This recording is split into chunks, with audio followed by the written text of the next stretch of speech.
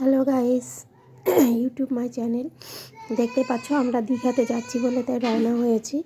তা এখন ব্যান্ডেল স্টেশনে দাঁড়িয়ে আছি। 4:45 ট্রেনটা ছাড়বে। তা আমার দাদা বৌদি ওদের জন্য অপেক্ষা করছি। আমার ছেলে দেখতেই পাচ্ছ, আমার ননদের মেয়ে দাঁড়িয়ে আছে। তা আমার দাদা বৌদি ওদের জন্য অপেক্ষা করছি। এই যে ফাইনালি ওরা চলেও এসছে। যে আমাকে দেখতেই পাচ্ছ, আমার ননদের মেয়েকে দিয়ে ক্যামেরাটা ধরিয়েছিলাম। দিয়ে এই যে আমার এটা হচ্ছে দাদা, আর এই যে দাদার ছেলেরা। এবার হাওড়াতে পৌঁছিয়ে গেছি, 20 নম্বর প্ল্যাটফর্ম চলেও এসছি।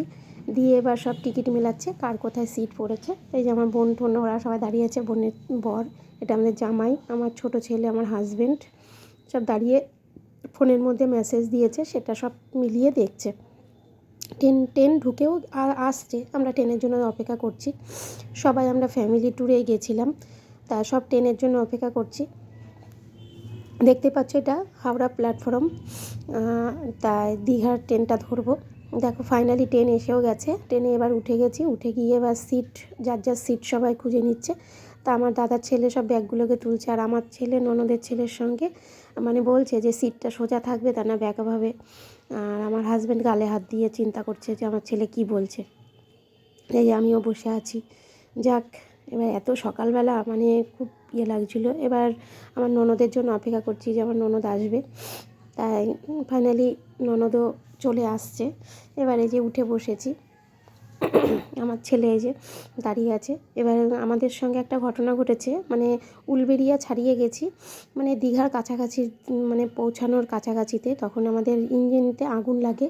তা আমরা প্রথমে বুঝতে পারিনি, কিন্তু আমরা অনেকেই চিল্লাচিল্লি করছিলাম যে ধোঁয়া ধোঁয়া গন্ধ বেরোচ্ছে, একটা পোড়া পোড়া গন্ধ, ধোঁয়াও উঠছিল। পেছন দিকটা আগুনটা লেগেছিল। দিয়ে সবাই এবার নামবে, তাই নেমে দেখার জন্য যে সবাই নামছে। দিয়ে ফাইনালি আমি আমার ননদের মেয়েকে বলছি যে একটুখানি ভিডিওটা শেয়ার করব তোমাদের সঙ্গে, তাই জন্য আমি বললাম কি একটুখানি তুলে ধর। দেখতেই পাচ্ছ অনেকেই রয়েছে, সবাই সিট ফাঁকা। এই দেখো সবাই বাইরে বেরিয়ে গেছে, আমার দাদাও দাঁড়িয়ে আছে।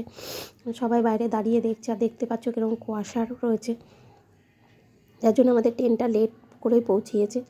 এবার এই যে আমার ননদ বলছে যে মাথাটা আশ্রিয়ে নিয়ে নিচে নাবি, টুপিটা পরা ছিল। দিয়ে এবার ফাইনালি আমরা নিচে নামবো।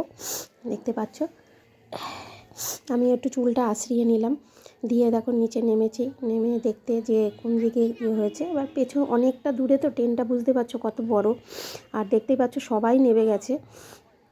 আমি এবার আমার দাদাকে জিজ্ঞাসা করছি যে দাদা কোন বন্ধুর আগুনটা লেগেছে। মানুষ দেখতেই পাচ্ছ, খুব বিরাট একটা দুর্ঘটনার থেকে আমরা বেঁচে গেছি।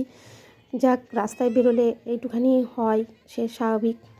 দেখতে পাচ্ছ এই যে আমার বোন আর আমার বৌদি, ওরা তোমাদেরকে হাই করছে। এই যে এগিয়ে যাচ্ছি, যে আমরা মনে করেছি হয়তো এই দিকটা আগুনটা লেগেছে, তা একদম পেছন দিকটা লেগেছে। তা অতটা আর যে গেলাম না। দেখতে পাচ্ছ চারিপাশে মাঠ। এই দেখো দেখো ছোটো ছোটো বাচ্চা টাচ্চা সবাই নেমে গেছে ভয়তে, সবাই দাঁড়িয়ে দাঁড়িয়ে কথা বলছে। তো এর মধ্যে আমার দাদাকে আমি দেখতে পেয়ে, দাদা ফোনে কথা বলছিল, আমি দাদাকে জিজ্ঞাসা করতে নিলাম যে দাদা কোন দিকে আগুনটা লেগেছে। তো আমার দাদা বললো যে পেছন দিকটায় আগুন লেগেছে। তখন আবার এদিকটা ঘুরে আসলাম, ঘুরে এসে সামনের দিকে। তারপরে এই দেখো দেখতেই পাচ্ছ কত মানুষ, দেখো সবাই নেমে গেছে। এবার এই তো ট্রেন ছাড়বে, ঠিক হয়ে গেছে। এবার ট্রেন ছাড়বে বলে সবাই দৌড়িয়ে দৌড়িয়ে এবার ট্রেনে উঠছে। আমি এবার আমার ননদকে বলছি যে আমার ছেলে দুটো নামলো, কোথায় গেল।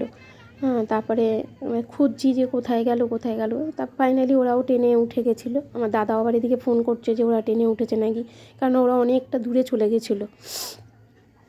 দিয়ে ফাইনালি দেখো দীঘা স্টেশনে নেমে গেছি।